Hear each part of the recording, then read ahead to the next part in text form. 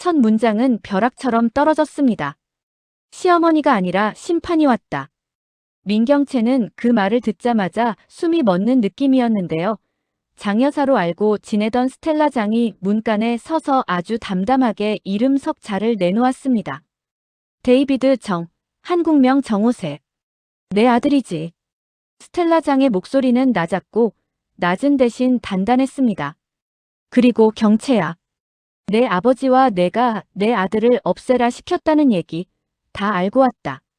민경채의 무릎이 툭 풀렸는데요. 뒤늦게 올라오는 부정의 말들이 혀끝에서 꼬였고 얼굴은 순식간에 새하얗게 질렸습니다. 말도 안 돼요. 저 그런적 변명은 끝까지 이어지지 않았습니다. 스텔라장이 고개를 아주 천천히 저었습니다. 내가 뭘 했는지 뭘 하지 않았는지 오늘 안에 전부 드러나. 그 말은 예고가 아니라 판결처럼 들렸습니다. 그와 거의 동시에 또 하나의 소식이 이어졌는데요. 병원에서 연락이 왔습니다. 민두식이 눈을 떴다는 소식이었습니다. 길게 이어진 혼수의 고개를 넘어 돌아온 호흡. 공 실장은 숨을 고르지 못한 채 병실로 뛰어들어갔고 침상 위 민두식을 보자마자 허리를 깊이 숙였습니다. 회장님, 꼭 말씀드려야 할 게 있습니다. 민두식은 얼굴 근육이 아직 완전히 돌아오지 않았는데도 눈빛만큼은 예전 그 사람으로 돌아와 있었는데요. 첫 마디는 짧았습니다. 말해. 공 실장은 입술을 꽉 깨물고서야 고백을 꺼냈습니다. 아이를 2번 바꿨습니다. 그 방은 한순간에 얼음처럼 식었습니다. 첫 번째는 40년 전 겨울밤. 인큐베이터 고장과 과열, 신생아실의 혼선이 겹쳤다고 했습니다. 공 실장은 당시 신입 간호사 신분으로 허둥대며 살릴 수 있는 쪽을 향해 잘못된 손을 뻗었고 그때 흘린 눈물이 아직도 손가락에 남아있다고 했습니다. 그날의 바꿔치기는 한 집안의 족보를 통째로 돌려놓았고 진짜 딸은 남의 이름으로 자랐으며 가짜 딸은 재벌가의 장녀로 자리 잡았다고 했는데요. 민두식의 얼굴이 굳어가는 속도가 눈에 보일 정도였습니다. 두 번째는 20년 전 여름. 새벽 근무의 틈, 산모 2명의 아이가 동시에 울음을 멈추던 시각이 있었다고 했습니다. 그때 공 실장은 또다시 잘못된 선택을 했다고요. 경채 아가씨 아이와 루시아 씨 아이가 뒤바뀌었어요. 병실에 서 있던 사람들 모두가 서로의 얼굴을 쳐다봤는데요. 각자 다른 표정 속에 공통으로 섞인 건 충격과 불신이었습니다. 민경채는 자리에서 벌떡 일어나 외쳤습니다. 거짓말이야. 나한테 왜 이러는데? 루시아는 흔들리지 않았습니다. 검사 결과가 말해요. 테이블 위로 놓인 봉투에는 2세트의 유전자 확인서가 들어있었는데요. 하나는 민두식 마이너스 민경채 불일치, 다른 하나는 루시아 마이너스 민세리 일치였습니다. 민세리의 해물 알레르기, 왼손잡이 습관, 그리고 백미소와 공유한 생일까지. 자료는 우연의 겹침이 아니라 인과의 연결 고리처럼 정리되어 있었죠. 그 순간 복도에서 민지섭과 민수정의 발소리가 겹쳤습니다. 둘은 서로를 돌아보지도 않은 채 문 안으로 들어왔는데요. 민지섭은 먼저 말했습니다. 오래 들었고 충분히 이해했어. 목소리는 낮았지만 낮게 눌린 분노가 잘 들렸습니다. 민수정은 말끝을 단단히 닫는 버릇대로 결론부터 꺼냈습니다. 언니, 우릴 도구로만 쓰더니 결국 우리 가족을 부서뜨린 건 언니였네요. 이날 오전 내내 회사 쪽 상황도 숨 돌릴 틈이 없었습니다. 주총 공고가 정시에 게시됐고 법무는 의결권 행사 지침을 새로 묶었는데요. 핵심은 간단했습니다. 명분 없는 표는 배제. 루시아가 회장 직무대행으로 서류를 확인하는 동안 문태경은 중립지분 라인의 변화를 손으로 그렸습니다. 흔들리는 칸을 표시하는 붉은 점 3개가 지도처럼 어딘가를 가리키고 있었죠. 문태경은 조용히 중얼거렸습니다. 속도가 아니라 밀도. 서류에서 시선을 떼지 않은 채 잃어버린 아버지 한경수의 이름을 마음속에서 한 번 더 불렀습니다. 복수가 아니라 책임으로 가겠다는 요 며칠의 결심이 흔들리지 않게 스스로에게 다짐하듯 말이죠. 한편 스텔라 장여사의 등장은 단순한 친족고지 이상의 의미를 만들었습니다. 그녀는 정호세의 친모였고 한국에서도 미국에서도 별명 대신 칭호로 불리는 인물이었는데요. 자신을 소개할 때 나는 정이라는 성보다 장이라는 책임으로 산다라고 했습니다. 말이 겉으로는 품이 있었지만 그 품위 아래는 아주 냉정한 저울이 있었습니다. 호세를 건드린 손이 누구 손인지 실명으로 확인하고 왔다. 스텔라 장은 준비된 증빙을 테이블에 올렸고 그 종이는 민경채의 신박을 눈에 띄게 올렸습니다. 민경채는 마지막 남은 줄을 움켜쥐려는 사람처럼 김선재를 찾았습니다.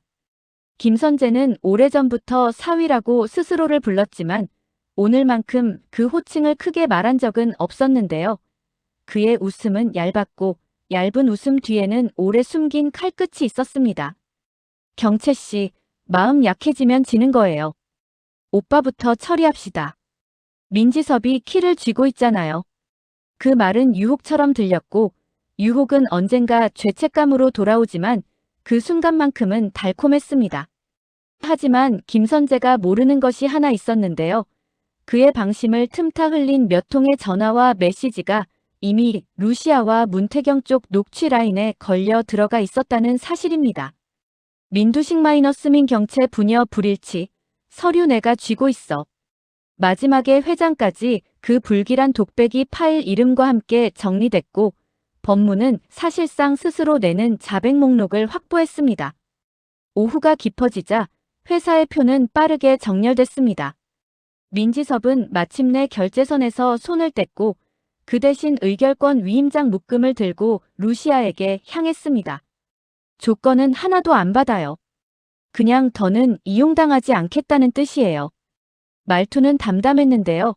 담담함은 오히려 진심을 분명하게 만들었습니다. 민수정도 결정권 일부를 넘기며 명확히 말했습니다. 명분이 앞서야 표가 움직인다는 거 이제야 알겠어요. 표의 방향이 갈수록 한쪽으로 기울자 민경채는 마지막 카드로 스텔라 장의 정체를 공격하려 했습니다. 장 여사가 누군데 우리 가문 일을 뒤집어요? 그 질문은 의도와 달리 허공을 때렸는데요. 스텔라 장은 가볍게 받아쳤습니다. 난 가문이 아니라 상처를 보러 왔지. 그 짧은 문장이 김선재의 얼굴을 딱딱하게 굳히더라고요. 상처라는 단어는 보통 가해자를 먼저 불러내니까요. 바로 그때 병원 쪽에서 두 번째 소식이 날아들었습니다. 민두식이 상세 서류를 열람하겠다고 했고 변호사와 사회이사가 화상으로 연결되었습니다. 민두식은 화면을 보며 딱 세 줄만 확인했는데요. 첫 줄은 친자 불일치 통보, 둘째 줄은 유원장 부속 합의의 효력, 셋째 줄은 의결권 한시 위임의 범위였습니다. 그는 펜을 들어 아주 느린 속도로 서명했고 사인 칸 옆에 명분 없는 권력 배제라는 메모를 덧붙였습니다. 싸움의 중심이 욕망에서 원칙으로 이동하는 순간이었습니다. 그 무렵 민세리는 스스로의 이름을 공책에 수십 번 적었습니다. 민세리라는 글자가 눈앞에서 점점 낯설어졌다가 갑자기 하나의 사람으로 돌아오는 경험을 반복했는데요. 그 과정에서 떠오른 얼굴은 백미소였습니다. 언니, 미안해. 그 말은 이제 죄책감에서만 나오지 않았습니다. 내가 내 언니였다는 걸 이제 알았어. 죄책감과 사랑은 때로 같은 자리에 앉을 수 있다는 걸 민세리는 처음 깨닫는 중이었습니다. 밤 결전의 일정이 촘촘히 잡히기 직전 스텔라 장은 루시아를 따로 불렀습니다. 내 딸, 내가 데려갈 수도 있어. 도발일 수도 있고 시험이었을 수도 있는 말. 루시아는 잠깐도 쉬지 않고 대답했습니다. 누가 데려가든 그 아이는 내 딸이에요. 하지만 그 아이가 가고 싶은 곳으로 보낼 겁니다. 스텔라 장은 그제야 입꼬리를 아주 조금 올렸습니다. 그래, 그래야 엄마지. 그 짧은 인정이 다음 장면의 공기를 바꾸었습니다. 다음 날 아침 사내 공지가 뜨면서 회사는 사실상 새 질서로 진입했습니다. 경영 연속성 유지, 의결권 집행 라인 명시, 감사주기 단축. 숫자는 질서가 되었고 질서는 불안을 줄였는데요. 불안이 줄어들자 사람들은 각자의 자리에서 오늘 할 일을 찾았습니다. 오판술은 끝까지 중립을 지키겠다고 했지만 명분이 정리되면 표는 따라간다는 원칙만큼은 분명히 재확인했습니다. 그는 마지막 순간에 움직이는 표의 가치와 위험을 누구보다 잘 아는 사람이었으니까요. 그 사이 김선재는 본인이 쥔 DNA 서류 한 묶음으로 상황을 뒤엎을 수 있다고 믿고 있었습니다. 그는 거실에서 스스로를 회장 사위라 부르며 서류를 쫙 펼쳐 놓았는데요. 그 순간 문이 열리고 민두식이 휠체어에 앉은 채 들어왔습니다. 그 종이 내 앞에서 읽어봐. 민두식의 목소리는 거칠었지만 거칠수록 분명했습니다. 김선재가 얼버무리자 문태경이 녹취 파일을 재생했습니다. 민두식 회장은 아직 의식불명이지. 그럼 이 서류를 본 사람은 나뿐이야. 자기 목소리를 자기 앞에서 듣는 일만큼 사람을 작게 만드는 순간도 드물죠. 김선재의 손에 들린 봉투가 스르르 바닥으로 떨어졌습니다. 오전 11시 임시 이사회가 시작됐습니다. 첫 안건은 허위사실 유포 및 경영방해에 대한 징계였고 두 번째 안건은 직무대행 체제의 정식 인준이었습니다. 표결은 생각보다 빨리 끝났는데요. 결과보다 더 인상적이었던 건 태도였습니다. 루시아는 승리를 과시하지 않았고 문태경은 복수를 말하지 않았습니다. 두 사람은 오히려 서로에게 책임을 나눠들겠다고 했고 그 태도가 중립표 두어 장을 더 불러왔습니다. 회의가 끝나자 루시아는 공실장을 불렀습니다.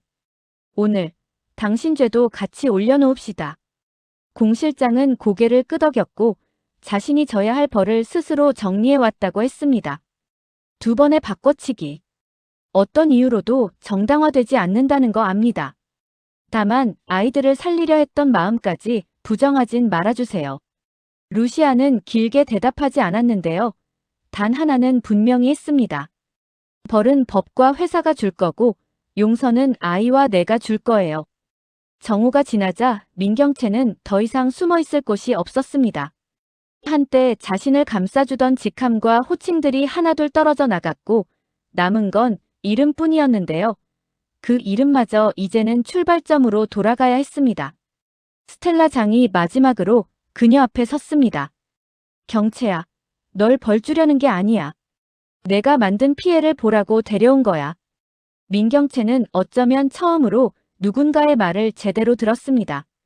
저 어떻게 해야 속죄가 될까요? 스텔라 장은 짧게 말했습니다. 도망치지 말고 기록에 남아라. 오후 3시 병원 면담실에서 가장 조용하면서도 가장 무거운 장면이 열렸습니다. 민두식과 문태경이 마주 앉았습니다. 민두식이 먼저 눈을 들었는데요. 한참을 바라보다가 무릎을 굽혔습니다. 태경아, 칼 들고 와도 할 말 없지. 근데 나 무릎 꿇는 걸 택하겠다.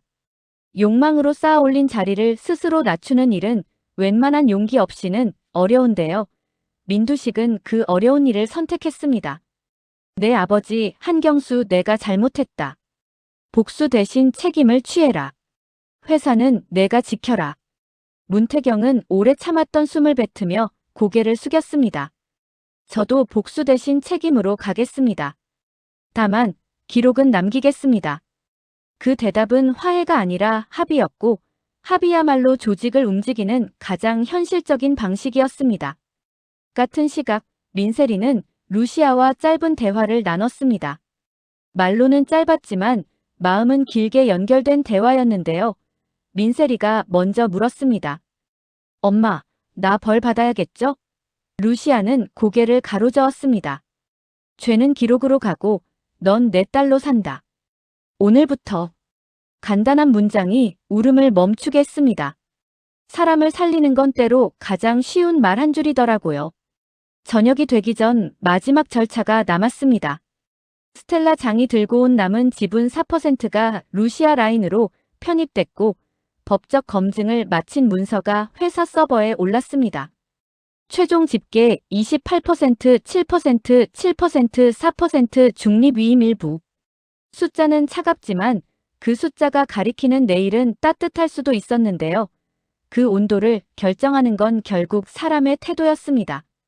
밤 9시 사내 메신저 상단에 공지가 새로 고정됐습니다. 임시체제 종료 조건, 의결권 행사 원칙, 내부 통제 강화안.